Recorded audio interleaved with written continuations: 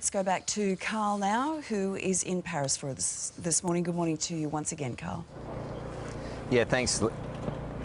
Thanks, Lisa. Yeah, just some communication problems here. Understandably, there's a lot going on. But look, yeah, Barack Obama and his response to all this has been well, it's been magnified, and people are looking for answers and responses from him. And look, there has been a little bit of conjecture over the fact that he hasn't come out particularly strong in relation to all that until this point. Obviously, he's at G20. Laura Turner is following what he's been up to in the US and what he's been talking about. Laura, good evening to you.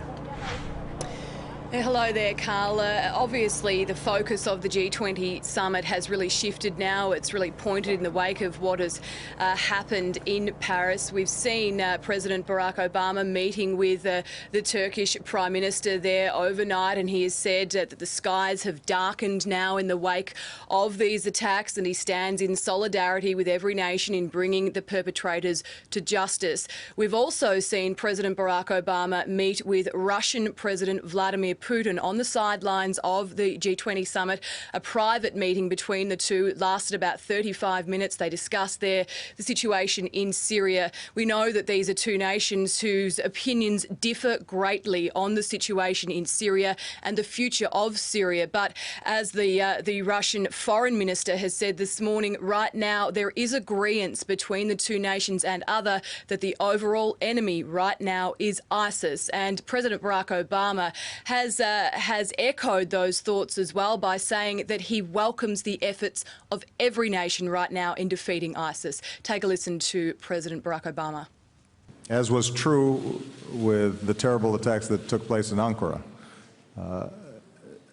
the killing of innocent people based on a twisted ideology is an attack not just on France, not just on Turkey, but it's an attack on the civilized world. We stand in solidarity with them in hunting down the perpetrators of this crime and bringing them to justice. Now, on the other issue of refugees and migrants, that was something discussed as well with President Barack Obama. He has said that the US stands with Turkey and Europe in trying to stem the flow of migrants out of Syria because of this issue that's going on there at the moment. He's also said that discussions have already started in fortifying the borders between Syria and Turkey right now. So obviously a dark and grim backdrop for the G20 summit this year, Carl.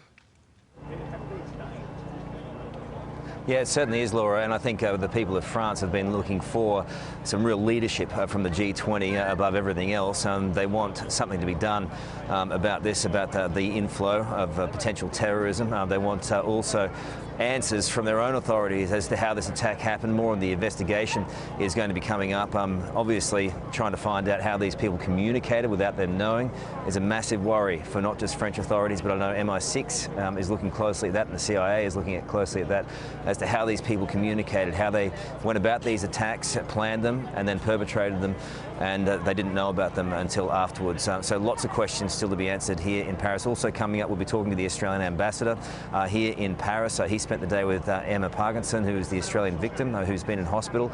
She's still in hospital, and he's been with her, so we'll get an update on her condition a little bit later.